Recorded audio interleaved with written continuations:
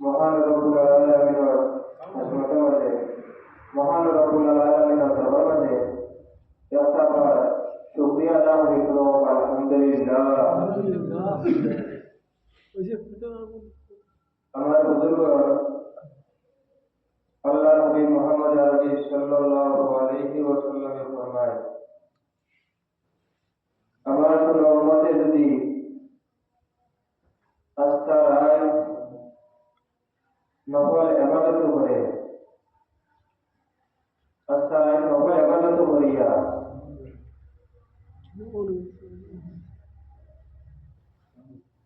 নফল ইবাদত করিয়া যখন সওয়াব পাইল, কয়েকটা মিনিট কয়েকটা সেকেন্ড যদি কোরআন আর হাদিসের মাহফিলের মাঝে বসে, তার চাইতে আরো বেশি নামা আমলের মাঝে সওয়াব রব্বুল আলামিনের লেখা নিবেন।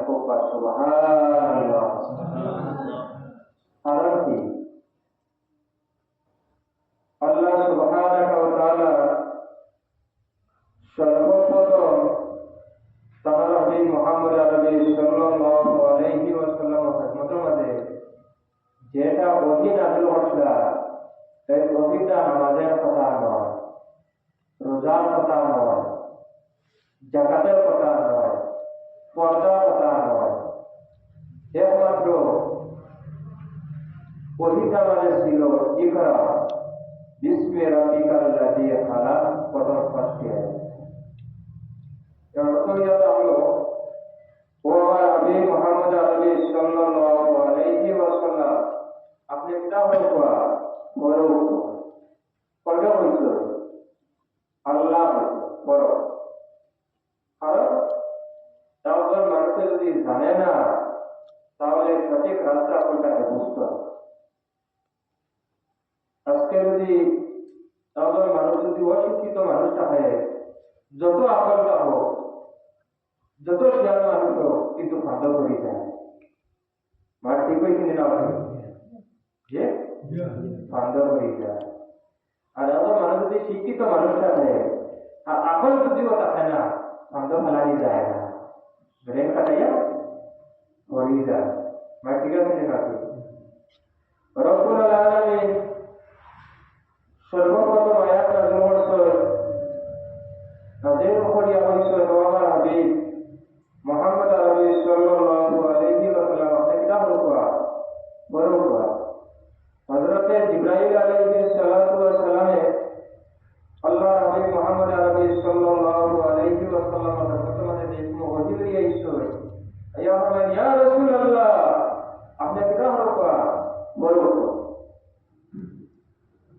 আল্লাহ হাবিব মুহাম্মদ আরবি সাল্লাল্লাহু আলাইহি ওয়াসাল্লাম ফরমায়, ও ভাই জিবরাইল, আমি জানি না, আমি কি জানি না। আবার ফরমায় জিবরাইল আলাইহিস সালাতু ওয়াস সালাম, ইয়া রাসূলুল্লাহ, আপনি বলুন। আল্লাহ রাসূল সাল্লাল্লাহু আলাইহি ওয়াসাল্লাম ফরমায়, ও ভাই জিবরাইল, আমি জানি না।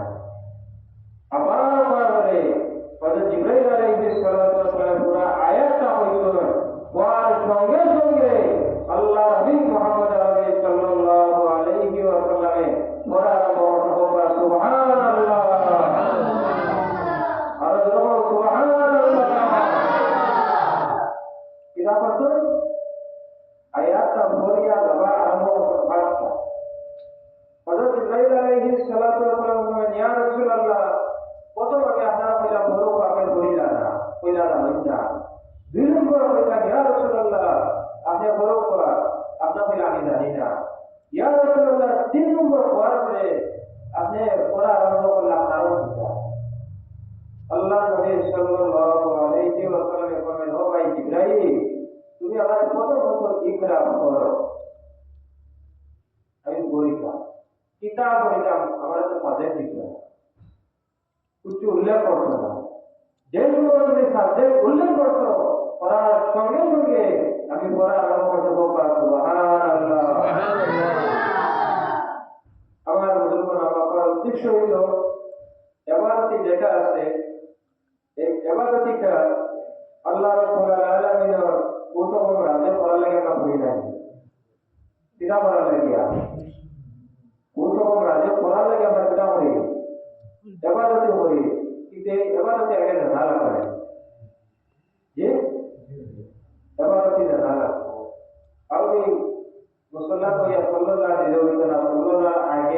buat lain saya kalau boleh. Ya, baca besar kan? Lain dah kita pernah lalu. Hingga lalu, Gazan sallallahu alaihi wasallam itu lain kita. Lain kita nak tahu, mulut kita nak tahu জানিনা আর আল্লাহ কাছে শুকরিয়া আদা করব বর্তমান তো যে সময় আইছে জানার তো আর খেয়ালও করে না আমাদের বাচ্চা সাইতে উলামায়ে কেরামের সঙ্গে সম্পর্ক রাখা ইসলাম সাই জানার লাগিয়া আমল শিখার লাগিয়া আর অনেক মানুষে আলিম উলামার দ্বারা থেকে হইয়া যায় মোবাইলের দান দেয় মোবাইল কিনা সপ্তাহে আর একবার আসবে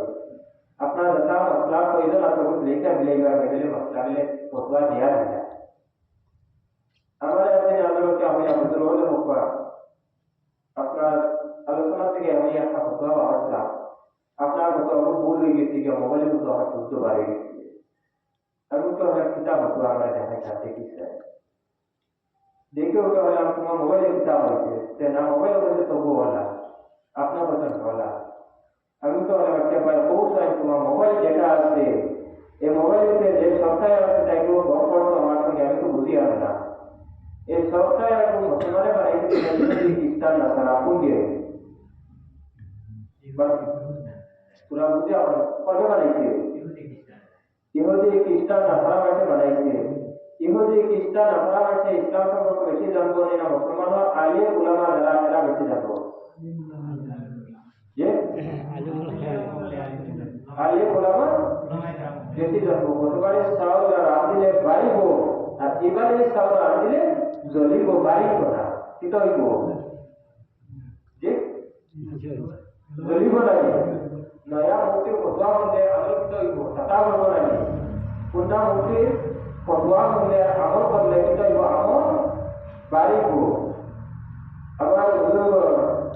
এই মোবাইলে আমরা অনেক জিনিস জুড়ে পাইয়া দিচ্ছি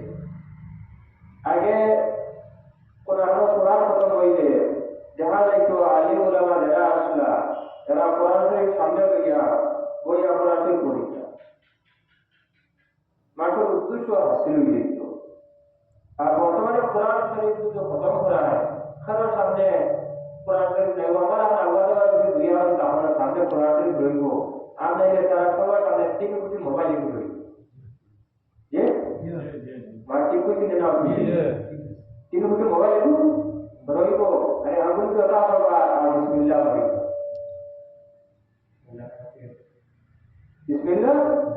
बोली का हम लोग तो आता होगा जिका हम यदि आता तो कितना रिसाना हम लोग तो आता होगा तेजी ना कुरान शरीफ खत्म हो रही है तो कुरान शरीफ सामने देखी जाते हैं ना मोबाइल भी क्या मिलेगी टाइप को अच्छा हो जाए अल्लाह सुब्हानाहु व तआला प्रश्न खोजने ना दो मसला एक बच्चे যে কিতাব নাজিল হইছে ও কিতাব 3 মাস পর মেহনত করে মোবাইল বানাইছে ও কিতাব দেখাই হচ্ছে কোমাস মেহনত করছে 3 মাস মেহনত করে একটা মোবাইল আবিষ্কার করছে 23 বছরের কোরআন শরীফ নাজিল হইছে 23 বড় না 3 বড় অত বড় কিতাব আর অত হুজুর জিনিস দেখাই হচ্ছে না একটা আনতি নাই কিতাব বড় আলাদা হচ্ছে বাসানো হইছিল না সবটাই কোরআন শরীফ পড়ে কোরআন শরীফ পড়তে উর্দু লাগে না তাই তে না জানা লাগবে বলে ওলা লাগে না কোরআন শরীফ তাহলে স্ক্রিন দিন একটা হবে ও স্ক্রিনের উপরে গেলে সইলে হই যায় ও আলু তো হয় আমটাই দেখা তোমার একটা হইলা না সবটাই আর দেখা তো বাংলা দেখো ও কোনটা আমরা শিখাইছে কিনা টুকরা আছে जी सितारे की रात कैसे जाना है से सेंगो बना सेंगो लाके सेंगो बाय फिर से ही लो यार सारा वर्ड तो दिसे सितारिया बताओ ना हमारे बुजुर्ग अभी खत्म होइला अल्लाह रसूल सल्लल्लाहु अलैहि वसल्लम ने फरमाए अस्ता राय के बाद तो बड़ा चाहिए আমার কোনো উম্মত যদি কোনো কোরআন এবং হাদিসের মকলের মধ্যে কয়েকটা সেকেন্ড কয়েকটা মিনিট কয়েকটা ঘন্টা যদি বল এই বল কারণে রব্বুল আলামিন তার আস্থা রায় নফল ইবাদত করার চাইতে আমল মধ্যে এর থেকে আরো বেশি সওয়াব লিখে দেন কোবা সুবহানাল্লাহ এটা হলো সওয়াব লিখে দেন হযরত হাসান বিন সাবিত রাদিয়াল্লাহু তাআলা আনহু ফরমায় ইয়া রাসূলুল্লাহ আমার আমলটা আমল শিখাইয়া দে এই আমলটা আমি হরাম না করিয়া লইতা পাগলা হইতো হাসান বিন সাবিত এন কবি আমার বুজুর্গান হযরত ওমর ফারুক রাদিয়াল্লাহু তাআলা আনহু আল্লাহ রাসূল সাল্লাল্লাহু আলাইহি ওয়াসাল্লামের জন্য মিম্বার বানায় কার জন্য আল্লাহ রাসূল সাল্লাল্লাহু আলাইহি ওয়াসাল্লামের জন্য মিম্বার বানায় আর আল্লাহর নবী হাসান বিন সাবিতের জন্য মিম্বার বানায় সুবহানাল্লাহ কার জন্য হাসান বিন সাবিতের জন্য আল্লাহ রাসূল সাল্লাল্লাহু আলাইহি ওয়াসাল্লাম দাওয়াত করেন মিম্বার আশা বানাই দিলেন এত সম্মান কথা আমার বুজুর্গান আল্লাহর হাবিব সাল্লাল্লাহু আলাইহি ওয়াসাল্লাম যে সময় দুনিয়াতে ছিল মক্কা শহরে ছিল মদিনা শহরে ছিল অনেক মুশরিক মানুষ আল্লাহ হাবিব সাল্লাল্লাহু আলাইহি ওয়াসাল্লাম দেখা লাগালে বলতো কিনা বলতো লাগালে বলতো উত্তরা বলতো বিয়াদবি বলতো আল্লাহ নবী সাল্লাল্লাহু আলাইহি ওয়াসাল্লাম বেদার অবস্থা মসজিদে নববী মধ্যে তশরিফ লইয়া আইছো আনার পরে এই গাড়িটা জোর দিয়েছিল রে কবিতা মাধ্যমে তাই নাম ইয়া আল্লাহ হাসান বিন সাবিত এর নাম হাসান বিন সাবিত আমার বুজুর্গান হযরত হাসান বিন সাবিত ফরমায় ইয়া রাসূলুল্লাহ আমি একটা জিনিস আমল করতাম নফল আমল আমাদের কোন আমল বেশি হলে আল্লাহ তোমরা দিও আল্লাহ নবী ফরমায় ও হাসান বিন সাবিত আল্লাহ কোরআন শরীফের ঘোষণা করো আর রহমান আল্লাহ আল কোরআন খালাকাল ইনসান আল্লাহুল বায়ান ও হাসান বিন সাবিত আল্লাহ তোমার রহমান রহিম আল্লাহ ইয়াদাহ দয়ালু আল্লাহ আল কোরআন আল্লাহ কোরআন শরীফ জন্য বলেছো খালাকাল ইনসান আল্লাহ মানব জাতির সৃষ্টি করছো আল্লাহুল বায়ান আল্লাহ যা শিখাইছো এই শিখার উপর হইয়া তাআলা ইবাদত সুবহানাল্লাহ নফল ইবাদত মানে সবথেকে উত্তম ইবাদত কোনটা কোন ইবাদতটা কোন ইবাদতই আল্লাহ ও আল্লাহ রাসূলের কিতাব পড়া সালাত করা বুঝিয়া নেওয়া না হলো নফল ইবাদত মানে সবথেকে উত্তম ইবাদত আমার বুজুর্গান আল্লাহ নবী ফরমায় আমার মধ্যে যদি দ্বীন ও ইসলাম বুঝার জন্য বড় থেকে যদি বাহির খোদা বন্ধু আল্লাহ যতন কষ্ট আরে আমার সঙ্গে বদর জিহাদের মাঝে 313 সাহাবায়ে কেরাম গেছো তাদের সমান কিন্তু তাদের সামনে যাব সুবহানাল্লাহ আর সমান বদর জিহাদে যারা সাহাবায়ে কেরাম হল গিয়া যুদ্ধ করিয়া শহীদ হইছো তো বাঁচিয়া হইছো এরা সমান লেভেল হইছে আমার বুঝাই কোন মন্দির গেলে ওয়াজ মূর্তি কোরআন ও হাদিসের মূর্তি মার বুঝাই কাম দিয়ে কোরআন ও হাদিসের মূর্তি গেলে ও বুঝেন সাহাবায়ে কেরাম যারা শহীদ হইছো জিহাদে মাঝে গেছো আল্লাহ ও আল্লাহ রাসূল দেখা কুশকম রাজি আসলা এইভাবে ও আমার উপজেলাকে আমরা এইভাবে কুশকম রাজি হই কিতাব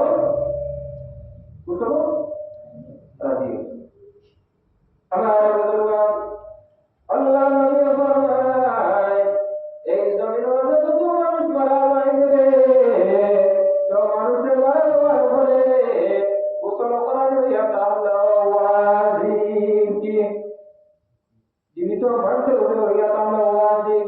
আবার নবীজি ফরমায় ইসলামের জন্য যে উম্মত হইবা এবার আমার উপর হইয়া যখন হইলা সাহাবায়ে কেরাম বলেন ইয়া রাসূলুল্লাহ কোন কারণে আমার গোসল করাইয়া তাহলে আমরা কি করতাম যখন করতাম আল্লাহ নবী ফরমায় ও আমার সাহাবায়ে কেরাম কিয়ামতের দিন যে সময় গুনাহগার উম্মত জাহান্নামে মানে পড়ে যাইব পড়ার পরে আমার জাহান্নাম থেকে উম্মতের বাঁচাবার জন্য কোন ব্যবস্থা আমার কাছে এই সময় রইত না। এই সময় সাহাবায়ে কেরাম রাসূলুল্লাহ রক্ত জামা লইয়া রব্বুল আলামিন দরবারে উপস্থিত হইব আর মাওলা দরবারে আল্লাহ আমার একটু গুনাহগার উম্মতের বিবাহ হইতে তাহলে তারা যদি আমার মালা দেখে তোমার ভালো লাগে না আর আমার ওয়াহিদি আমার সাহাবায়ে কেরাম জামিন রাখিয়া তোমার কাছে বুঝিয়া আজকে কিন্তু আমার উম্মতের তুমি মাফ করে দেও। বাস বুঝেছি বুঝা গেছে না সাহাবায়ে কেরাম শহীদ হওয়ার বাদে আল্লাহ নবী সাল্লাল্লাহু আলাইহি ওয়াসাল্লাম খুশি হইছো আল্লাহ খুশি দিবা যে সময় গুনাহগার উম্মত জাহান্নামে দিবা গিয়া জাহান্নাম থেকে বাঁচাইবার মতো বাঁচার মতো কোনো পথ হইতো না কোনো রাস্তা হইতো না ওই সময় আল্লাহ হাবিব আলাইহিস সালাতু ওয়াস সালামে গুনাহগার উম্মতের কিতাব হবা